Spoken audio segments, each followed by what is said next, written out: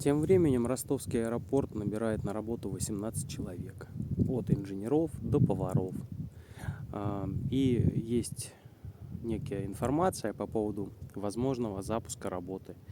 Причем буквально 26 октября, то есть через неделю, чуть больше.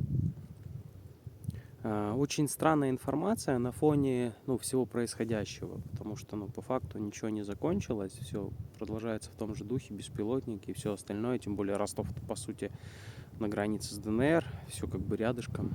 Может быть, там нет таких значимых объектов, может быть, кто-то договорился.